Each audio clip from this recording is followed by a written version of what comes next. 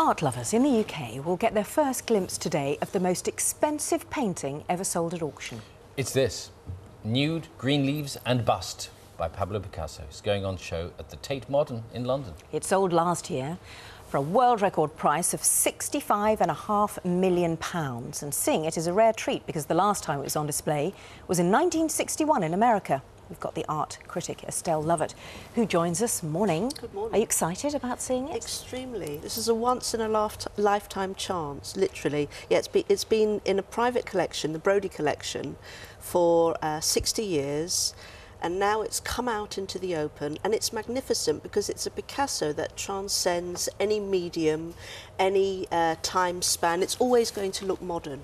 OK, so painted in 1932? Yes, yes. And of his muse, model, lover, Marie Therese, who actually he met when she was 17 and he was 45. She was coming out of the metro station on her way to Galeries Lafayette and she bumped into him. And he kept their affair secret. In fact, he didn't even begin painting her until about 4 years after they had met. He was married at the time to Olga, a Russian ballerina, had a 5-year-old son.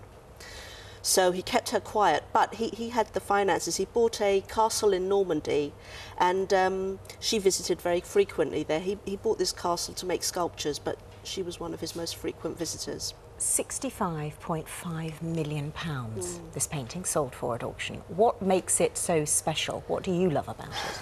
Well, you know, it's funny because it was an anonymous buyer, although we have our thoughts about who it may be.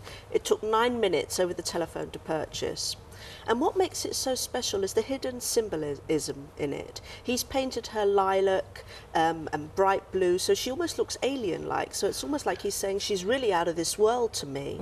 And there's a bowl of fruit in the front, so there's the temptation, biblical temptation there. And the plant is actually called a lover's tree, and it mimics her fingers, so it's almost as though he's all encapsulated by her.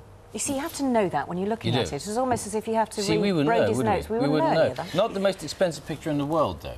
Well, you know, actually, it may be, because it was actually painted in 1 day. So for 1 day's worth of painting... Right. Yes, but in terms of what people have actually paid, this is the most expensive sold at auction, but there's another painting which is more expensive than this. Yes, yeah. The Jackson Pollock, for example, went for 140 million, and Giacometti's sculpture, another very expensive piece. But... yeah, you know, people are sort of saying, wow, for a day's work. Yeah, it's not bad, is it? Although at the time, many artists were giving away their work because they didn't have the funds. They weren't recognised in their time, were they? Yeah, no, exactly. But this is really a masterpiece. 5 foot by 4 foot, so it's huge. Just engulf you. It's worth a trip, obviously, clearly, in your view. But, I mean, explain to us, art novices, and that's putting it generously, why we should make the effort to go to Tate Modern and see it. Well, first of all, you might not get the chance to see it again. There has been speculation, allegedly, that perhaps the Chelsea FC chairman, Roman Abramovich, may have bought it, or it may have been that the Californian, Steve Cohen, he actually fell into one of his own Picassos a little while ago and damaged it, made a hole in it with his elbow. So he's always been after another Picasso ever since that happened. So we're not sure who owns it. But thank goodness, you know, we have to really charm our rich investors. Otherwise, we'd never see these works. They'd be hiding behind their doors. Nice to see you, Estelle. Imagine. Did he put his elbow through it? Yeah, not this painting. No, another one. Yes. Could they restore it? They restored it, but of course, you know, it's damaged goods now. No, can you imagine? Can't imagine. I say thank you very much. Thank you very much. I say we're an obviously Sean's a connoisseur. I'm the novice. Thank you very much.